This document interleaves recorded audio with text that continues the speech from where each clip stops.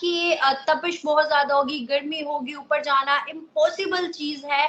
इसी तरह मैं वीडियोस देख रही थी, अभी भी यूट्यूब चैनल पे काफी वीडियोस लगाई हैं, मौलवियों से इंटरव्यूज लिए गए हैं। मतलब मौलवी वो वाले मौलवी नहीं, मतलब जो भी मदरसे के स्टूडेंट्स होते हैं उनसे बाहर पूछा गया, तो उन्होंने कहा ऐसा पॉसिबल नहीं हो सकता, क्योंकि ऊपर इतनी ज्यादा तपिश है और इतनी ज्यादा गर्मी है, सूरज इतना आग का गोला है कि कोई भी चीज उसके करीब नहीं जा सकती।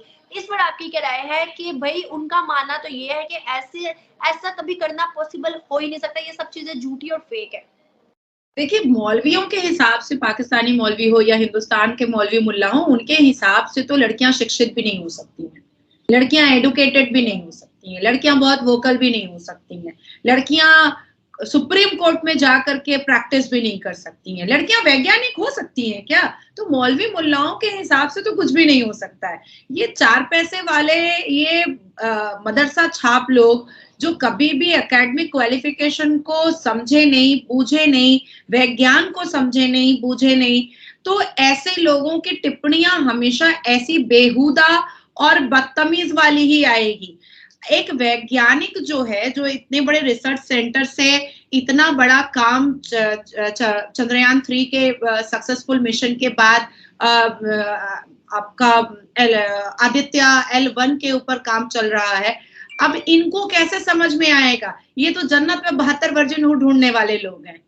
ये अगर पॉसिबल नहीं है तो देखिए, ये मदरसा छाप, ये दाढ़ी टोपी लुंगी वाले, ये लुंगी के अंदर चड्डी भी नहीं पहनते हैं। इनको इतनी भी शऊर नहीं है कि लुंगी के अंदर चड्डी पहन लेना चाहिए। हमारे इंडिया में ना एक वेस्ट बंगाल स्टेट है, देखिए ना, मुझे याद आ गया तो मैं बिना बोले रहूंगी नहीं। एक वेस्ट बंगाल स्टेट है, यहाँ पर एक धर्मगुरु रहते हैं मुसलमान, जबकि कुरान धर्मगुरु नहीं बोलता है, कुरान के हिसाब से कोई धर्मगुरु नहीं होता है। तो जब वो जो धर्मगुरु है, पतला सा वाइट सा लुंगी पहनता है और एक छोटा सा, एकदम छोटा सा कुर्ता पहना रहता है और वो चड्डी नहीं पहनता है। तो एक आध बार मुझे भी लोगों ने बोला कि भाई उनके यहाँ चलिए, धर्मगुरु हैं, तो मैंने कहा ठीक है चलते हैं। मेरी नजरें झुकी के झुकी रह गई कि भाई मैं इस इंसान को धूप में नजरें नहीं मिला सकती, क्योंकि इतना पतला वाइट लुंगी पहना हुआ है। ये धर्मगुरु मुसलमान का दाढ़ी टोपी रखा है। भैया तू टोपी जो सर पे रखा है ना, वो तू अपने औजार पे रख लेता तो कम से कम महिलाएं देख तो पाती, तुझसे आंखों में आंखें मिलाकर बात तो कर पाती। तो इतने बेहुदा होते हैं ये मुसलमान और इस्लाम के धर्मगुरु, जो ये भी नहीं सोचते हैं कि हम धर्मगुरु बने हैं तो शायद महिलाएं भी हमारे पास आ सकती हैं और महिलाओं को भी यहाँ पर बुलाया जा सकता है, तो एटलीस्ट हम ढंग का कपड़ा पहने। तो ऐसे इस्लाम के मौलवी मुल्ला और ये मदरसा छाप लोगों के बारे में क्या बात कर रही हैं आप, जो जन्नत में 72 वर्जिन हूर ढूंढता है, जो कहता है कि जहन्नुम में हम लोगों को चिकन पकोड़ा बनाया जाएगा, हमारे मतलब पता नहीं पीछे के कौन से सुराख से एक गरम सीख और तेल डाली जाएगी और नाक के सुराख से निकाली जाएगी। तो ये सब इल्यूजन, ये सब बातें ये लोग कहाँ से लेकर के आए हैं, ये मुझे भी समझ में नहीं आता है। देखिए, विज्ञान जो होता है ना, साइंस जो होता है, वो ऋग्वेदा से आया है। ऋग्वेदा में साफ अर्थ मून के डिस्टेंस, मून और सन के डिस्टेंस, वेनस और सन के डिस्टेंस, ये सारी चीजें ऋग्वेदा में लिखी हुई है। मैंने बहुत खूबसूरत तरीके से उसको पढ़ा है। अगर आप कहेंगे अनम तो मैं आपको भी भेजूंगी, आपको बहुत सारी चीजों का नॉलेज बढ़ेगा। तो ये जितने भी वैज्ञानिक हैं, इन्होंने रिसर्च किया है, सूरज के हीट को इन्होंने डायमीटर से लिया है, उसके डिस्टेंस को लिया है। अभी आप देखो ना, यहाँ पर मैं डायरेक्ट वहीं से मैंने कुछ पेपर्स विकिपीडिया से निकाले हैं। उसमें लिखा हुआ it will be inserted at about 1.5 million kilometre from earth in a halo orbit around the L1 Lagrange point between the Earth and the Sun, where it will study the solar atmosphere, solar magnetic storm and their impact on the environment around us. तो ये सारी चीजें क्या है, convincing है। हम convince हो रहे हैं क्योंकि हम पढ़े लिखे हैं, हमने एकेडमिक क्वालिफिकेशन ली है, हम बहुत सारी किताबें पढ़ते हैं, हम बहुत सारे इतिहास को जानने की कोशिश करते हैं। तो इसलिए हमें पता है कि वैज्ञानिक जो होते हैं, साइंटिस्ट जो होते हैं, उनका क्या काम होता है। जैसे एग्रीकल्चरल साइंटिस्ट होते हैं, एनवायरमेंटल साइंटिस्ट होते हैं, उसके बाद फिर ये इसरो के साइंटिस्ट होते हैं। तो हर एक पढ़ाई अलग अलग होती है। जैसे हमारे वकीलों में कोई क्रिमिनल बेस पर स्पेशलिस्ट होता है, कोई सिविल पे होता है, कोई कॉर्पोरेट पे होता है। तो हर एक पढ़ाई में एक अलग एफर्ट होता है। ये आप किसमें स्पेशलिस्ट है? आप किसमें स्पेशलिस्ट है? मैं लिटिगेशंस में मैं बहुत ज्यादा स्पेशलिस्ट हूँ, और साथ ही साथ मैंने कुरान को बहुत अच्छे से रिसर्च किया है, कुरान को मैंने बहुत अच्छे से पढ़ा है। अगर मैं कुरान में जो लिखी हुई बातें हैं अगर मैं उसको बोलना स्टार्ट कर दूंगी तो आपके पाकिस्तान के लोग बहुत बहुत गुस्सा में आ जाएंगे, लेकिन वो बातें कुरान में लिखी हुई, मैं वर्सेस के हिसाब से बोल सकती हूँ। और अनम, आपने मुझे जितनी बार भी आपने ऐसे मुद्दे रखे हैं जिसपे मुझे कुरान का हवाला देना पड़ा है अनम, तो मैंने हमेशा सूरा, चैप्टर नंबर, वर्सेस मैंने हमेशा आपको बताया है। और यही वजह है कि आपके पाकिस्तान के मौलवी मुल्ला हो या मेरे हिंदुस्तान के मौलवी मुल्ला हो, मुझे वो मतलब अटैक नहीं कर पाते हैं। वो सिर्फ मुंह से गालियां दे सकते हैं। आपके पाकिस्तान में मेरे लिए रैली निकल सकती है, मुझे अहमदिया और वहाबी बोला जा सकता है, लेकिन कोई स्पेसिफिक निर्णय मेरे ऊपर नहीं लिया जा सकता है, क्योंकि मैं कुरान के हिसाब से बोलती हूँ। जैसे कुरान में लिखा हुआ है कि मर्द अपने प्राइवेट पार्ट्स जो है वो अपनी बीवी को या अपनी लौंडिया को दिखा सकता है। तो भैया ये लौंडिया क्या वर्ड होता है? हम लौंडिया है? हमको लौंडिया बोला जाएगा और हम बर्दाश्त कर लेंगे? ये मौलवी मुल्ला जो है, जिनको ढंग से बात करना नहीं आता, 4 लाइन अंग्रेजी नहीं आती है, अरबी पढ़ना नहीं आता है, ये वो कुरान के बारे में बात कर रहे हैं जिसमें पढ़ी लिखी औरतों को लौंडिया बोला जा रहा है, जिसमें ये कहा जा रहा है कि बीवी के साथ साथ कॉन्क्यूबाइन या केप्ट या रखेल भी रखा जा सकता है। तो ऐसी चीजें अगर हम मुंह पर बोल देते हैं तो लोगों को बुरा लग जाता है, पर है तो लिखा हुआ कुरान में ही ना, है तो कुरान का ही ना, तो हम इसको क्यों नहीं मानेंगे? बिल्कुल ठीक है, बिल्कुल। और वैसे भी ये बात सच है कि यहाँ पे मैं मतलब कुरान का हवाला नहीं दूंगी, क्योंकि मैं आपको पता है कि पाकिस्तान में मैं बैठी हुई हूँ। और दूसरी बात, मैं अगर यहाँ पर मतलब ये बात कह सकती हूँ कि अगर हम वही कुरान और वही हदीस की चीज को हम कहेंगे कि पढ़ो और हम तलीम को फैलाएंगे तो हम अच्छे, अगर हम कोई ऐसी चीज बता देंगे तो हम बुरे। मतलब एक ही चीज को अगर हम 2 फेसेस करेंगे तो हम अच्छे और बुरे दोनों हो सकते हैं, हमें क्रिटिसिज्म भी मिल सकता है। खैर आप बात करें उससे पहले मैं एक चीज दिखाना चाहूंगी, क्योंकि हम लोग करना चाहती हूँ कि आप जब भी किसी क्लेरिक्स के पास जाइएगा ना, जो अपने आप को धर्मगुरु बोलता है या बहुत काबिल तरीन बोलता है, आप उसके पास जाइएगा। वो कभी भी आपको स्पेसिफिक बात नहीं बताएगा। जैसे एक मौलवी का मुझे किसी ने एक बाइट भेजा था कि वो जो इमाम है वो लोगों से पूछ रहा है कि कौन से प्रॉफिट जो है वो मछली के पेट में रहे थे और सालों बरसों पेट में रहे थे। उस डिटेल में मैं नहीं जाऊंगी, नहीं तो बहुत लंबा हो जाएगा। तो और कौन से प्रॉफिट जो है वो कैद में रहे थे, तो हजरत यूसुफ अलैहिस्सलाम के बारे में बात हुई। फिर कौन से प्रॉफिट जो हैं जिनके ऊपर पानी का अजाब आया था, तो हजरत नूह अलैहिस्सलाम के बारे में बात हुई। तो भैया जब मछली के पेट में रह सकता है कोई बरसों, कैद में बरसों रह सकता है, पानी का अजाब आ सकता है, तो जब तुम इस चीज को मान सकते हो, जन्नत में 72 वर्जिन हूर मिल सकती है 135 फुट की, तो तुम इस विज्ञान को क्यों नहीं मानोगे?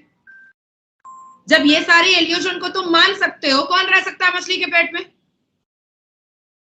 किसके ऊपर पानी का अजाब आ सकता है? तो तुम ये चीजें तुम मान रहे हो, तो तुम जो पढ़ी लिखी चीजें हैं, जो बिल्कुल क्लियर है, जिसका पूरा आंकड़ा रखा हुआ है, जिसका पूरा साइंस का तरीका रखा हुआ है, तुम साथ में ही चले जाते ना।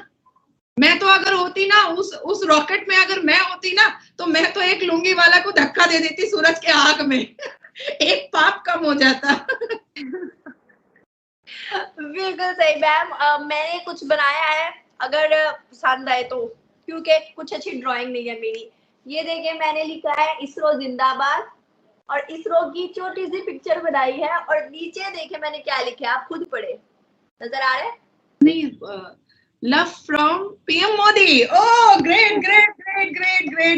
Very nice, Anam, very nice. Proper बनाया है, क्योंकि मैं आज बहुत दिल से पीएम मोदी को एक तो सल्यूट भी देती हूँ, सलाम भी पेश करती हूँ और मोहब्बत का इजहार करती हूँ कि आपने इंडिया को इस तरह से बनाया है जिस तरह से शायद एशियन कंट्री में किसी ने कभी किसी कंट्री के लिए ऐसा सोचा नहीं होगा। अगर हम बात करें हम जिससे अपना दोस्त मानते हैं चाइना, तो शी जिनपिंग ने काफी अर्सा गुजार लिया है, लेकिन चाइना की जो बढ़ती उभरती तो ताकतें हैं, आज इंडिया उनसे भी आगे जा रहा है और आज चाइना जो है वो रोता में नजर आ रहा है और दिन ब दिन उसके आगे भी इंडिया जो है बहुत पावरफुल होता जा रहा है। तो मैंने मतलब एक चीज ऑब्जर्व किया है कि एशियन जो सुपर पावर है वो इंडिया कामयाब की तरफ चला गया, कामयाब हो गया इसमें कि वो एशियन सुपर पावर आज बन चुका है। जितने भी मिशन है वो इतनी तेजी से जा रहे हैं कि आज हम सब पाकिस्तानी में मिलकर अगर मेहनत कर लेना तो मुझे लगता है कि शायद फिर भी आने वाले 10, 20, 50 सालों में हम इंडिया का मुकाबला नहीं कर सकते।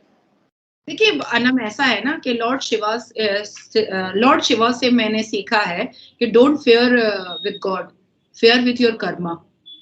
And I am Karma believer, I am like very deep Karma believer. तो हम हिंदुस्तानी जो लॉर्ड शिवा के फॉलोअर होते हैं, लॉर्ड राम भगवान के फॉलोअर होते हैं, हम अपनी कर्मा पर बहुत बिलीव करते हैं। हम कौन क्या कर रहा है नहीं कर रहा है, उससे कौन देश कितना बुरा है, उसके क्रिटिसिज्म में नहीं जा करके अगर वो वक्त, वो दिमाग, वो सब कुछ एफर्ट अगर हम अपने सक्सेस पर लगाएंगे, तो आज हमने चंद्रयान 3 मिशन सक्सेसफुल किया। अब इसके बाद फिर हम आदित्य L1 करेंगे, उसके बाद फिर वेनस वाला जो आ रहा है उसको हम करेंगे। तो इतने सारे अचीवमेंट्स हम अचीव कर रहे हैं। क्यों? क्योंकि हम अपने लक्ष्य पर और अपने सक्सेस को अचीव करने के लिए लगे हुए हैं।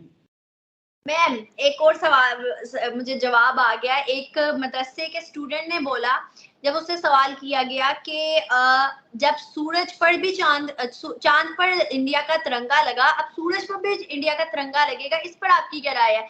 उसने आगे बड़े जोर से हंस के कहा, चांद तो ठंडा था, सूरज तो गर्म है, इंडिया का झंडा जल जाएगा, इसी तरह जो इंडिया है वो पूरा जल के हम राख कर देंगे, हम इंडिया को बताएंगे। इस पर आपकी क्या राय है?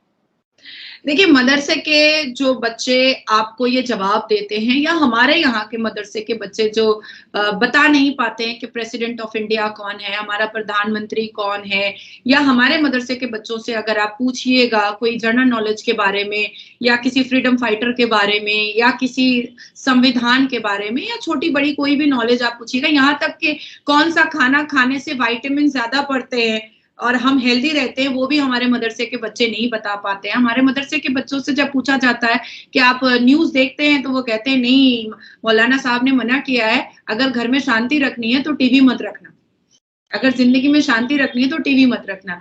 तो देखिए ये मदरसे के बच्चे जो बासी पुराना भात खाते हैं, सड़ा हुआ भात खाते हैं और भुजिया खा करके अपनी जिंदगी गुजार रहे हैं, 2 कपड़ों में अपनी जिंदगी गुजार रहे हैं, अनल सेक्स का शिकार बनते हैं मदरसे के अंदर। मदरसे के अंदर उनको बहुत डिप्राइव किया जाता है, उनको बहुत छोटे चीजों में उनको बांध करके रखा जाता है। मुझे लगता है कि जिस तरह से भेड़ बकरियों को बांध करके रस्सी में रखा जाता है, उसी तरीके से मदरसे के बच्चों को के दिमाग को, उनके फ्यूचर को, उनके करियर को, उनके मुस्तकबिल को ये इमाम और मौलाना बांध करके भेड़ बकरियों की तरह रखा है। और वो ये सारे इमाम और मौलाना जानते हैं कि अगर हम इनको नॉलेज दिलवा देंगे, या हम इनको बोलेंगे कि ठीक है एकेडमिक क्वालिफिकेशन ले लो, तो फिर इनकी जो रोटियां पक रही हैं और इनकी जो दाल गल रही है इमाम मौलानाओं की, इन बच्चों की वजह से, वो इनका खत्म हो जाएगा।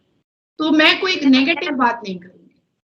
कल एक न्यूज हमारे ऑफिशियल एक चैनल पे चल रही थी, रात में मैं देख रही थी, एक कुरान पाक पढ़ाने वाले हाफिज ने गूंगी बहरी बच्ची के साथ ज्यादती की। और वो बच्ची कितनी थी? तकरीबन होगी 9 से 10 साल की बच्ची थी, और उस बच्ची के साथ ज्यादती की। और वो बच्ची कुरान पाक पढ़ने नहीं जाती थी उसके घर।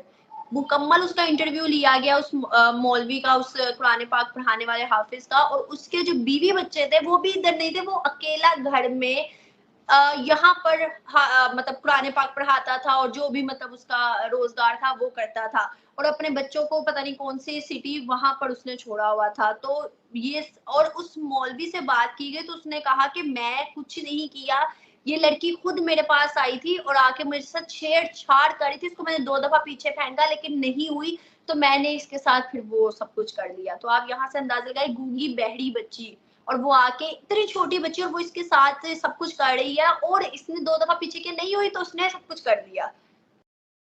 देखिए ये तो कुरान कहता है ना, ये तो कुरान कहता है ना कि 9 साल की उम्र में, 6 साल की उम्र में शादी हो सकती है, निकाह जायज़ है। उसको थोड़ा-सा मॉडिफाई करके जो शरिया लॉ है आपके जिन्ना का बनाया हुआ, उसमें लिख दिया गया कि लड़की का जैसे ही पीरियड्स स्टार्ट हो जाए तो निकाह कर दिया जाए। फिर बहुत सारे इमाम, मौलवी, मुल्ला हिंदुस्तान के, पाकिस्तान के कहते हैं कि अगर पीरियड्स के बाद लड़की का निकाह ना हो, सेक्सुअल रिलेशन ना स्टार्ट हो, तो लड़की आवारा हो जाती है। तो ऐसे-ऐसे लोग जो लड़कों, बच्चों, मतलब एक मौलवी, मेरे पास कितने प्रूफ है, मैंने ऐसे कई केसेस देखे हैं, जो लड़के के साथ भी अनल सेक्स कर लेता है। तो ये बच्ची और छोटी उम्र, इनको इन सब चीज़ों का अंदाज़ा नहीं है। देखिए कुरान ने फ्लेक्सिबिलिटी दी है और शरिया ने फ्लेक्सिबिलिटी दी है हमारे इस्लाम के मर्दों को ठरकबाज़ी पूरी करने की। हर एक जगह पर। तो वो जो उनका धर्म उनको सिखाया है, जो इस्लाम उनको सिखाया है, वो वही कर रहे हैं। और देखिए ऐसे मैं आपको एक इंसिडेंट बताती हूँ। आई थिंक मैं क्लास 7 या 8 में थी। तो मेरी एक फ्रेंड थी, उसका नाम तस्नीम था। वो बहुत बहुत परेशान रहा करती थी। मैं बोलती थी कि तुम, मतलब मैं थोड़ी केयर फ्री टाइप की आज भी हूँ, और ये मेरा एक चाइल्डिश नेचर है कि मैं थोड़ी-सी केयर फ्री और छटपट टाइप की हमेशा रही हूँ। हालाँकि इन द एज ऑफ 32 और इतनी रिस्पॉन्सिबिलिटी और इतने बड़े प्रोफाइल के बावजूद भी जो एक मदहस वाला, जो मैच्योर वाला जो होता है नेचर, वो मेरा नहीं है। तो मैं उसको बड़ा चिढ़ाती थी कि हट, क्लास 8 और 9 में तू इतनी मैच्योर हो चुकी है, ऐसी है, वैसी है। तो उसने फिर मुझे रोते-रोते बताया था कि वो जहाँ पर कलाम पाक पढ़ने के लिए जाती है, तो वो इमाम साहब क्या करते हैं कि वो लुंगी खोल करके बैठे रहते हैं। मतलब ऐसे उठा करके बैठे रहते हैं, अपनी लुंगी को। तो मुझे ये बात बड़ी बुरी लगी कि, और फिर मैंने जाकर के अपने नाना अब्बू से, मुझे याद है कि मैंने अपने नाना अब्बू से इस बारे में बात की, और मेरे नाना अब्बू काफ़ी रिनाउंड एडवोकेट थे उस ज़माने के। तो मैंने उनसे बात की, तो मेरे नाना अब्बू कहे कि चलो तुम अभी, इसी वक़्त चलो तुम। मैंने कहा कि हम लोगों को इंटरफेयर करना सही होगा? बोले, अरे! एक लड़की के साथ ऐसा हो रहा है, तो तुम सोचो कि हमारे समाज की सारी लड़कियाँ जो हैं वो खतरे में हैं। तो मेरी अपब्रिंगिंग ही ऐसी फैमिली में हुई है जो बहुत वोकल रहे हैं। हम लोग गए हैं, जा करके उस मौलाना को 3-4 थप्पड़ मेरे नाना अब्बू मारे, सबके भीड़ में, मस्जिद के सामने खड़े हो करके 3-4 थप्पड़ रसीद दिया उनको। और उसके बाद फिर मैंने उस मौलाना के मुंह पे थूका, और थूक करके कह रही हूँ मैं, अब तुमको मजा आया कि तुम क्या कर रहे थे? तो एवरीवन इज लाइक कि तुमको कूदने की क्या जरूरत थी, पर मुझे ना बचपन से ये सारे इंसिडेंट्स जो है ना, वो मुझे अजीब लगते थे। तो अगर बाद में भी थोड़ी मैं बड़ी हुई, उसके बाद भी अगर कोई लड़की को मैं सुनती थी कि वो मौलवी साहब उसको पढ़ाने आते हैं, या मौलवी साहब के पास वो जाती है, तो मैं बोलती थी तुम्हारी मम्मी पढ़ी लिखी नहीं है क्या? कुरान भी नहीं पढ़ा सकती है क्या? तो क्यों? अरे भाई, मौलाना से क्यों पढ़ना? तुम अपनी मम्मी से पढ़ लो ना। क्योंकि मैंने कुरान पढ़ा अपनी मम्मी से, मैंने उर्दू सीखा अपनी मम्मी से, मैंने फारसी सीखी अपनी मम्मी से, अरबिक लैंग्वेज में कमांड लेना मैंने अपनी माँ से सीखा।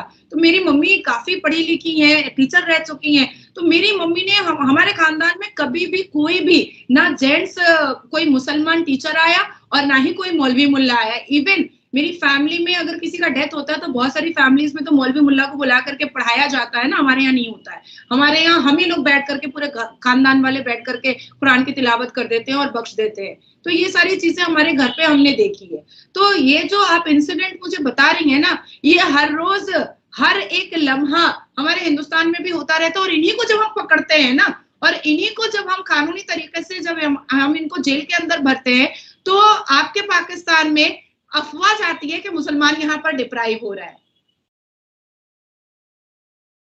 बिल्कुल ऐसे ही है मैम। हम टॉपिक से थोड़ा इधर उधर हो गए थे, अभी दोबारा टॉपिक पे आ जाते हैं। अदित्य L1, आप क्या समझती हैं कि चंद्रयान 1-2 थोड़ा सा नहीं हो पाए थे, और उससे सीखने के बाद चंद्रयान 3 जो है वो कामयाब हुआ था? क्या अदित्य L1 कामयाब होगा? मेरे से पूछे तो इंशाल्लाह, आप बताएं। नहीं, हर हर महादेव। मुझे ऐसा लगता है कि जरूर कामयाब होगा। और इसरो की टीम जो है बहुत इंटेलिजेंट है, हमारे वैज्ञानिक बहुत इंटेलिजेंट है, और उन्होंने काफी रिसर्च किया है। मैंने तो कई चीजें आपको पढ़ के भी बताई हैं कि भाई उन्होंने, मतलब लॉन्च से पहले 0.1% को भी उन्होंने इतनी बारीकी से देखा है, और इतने टेक्निकल चीजों से उन्होंने देखा है।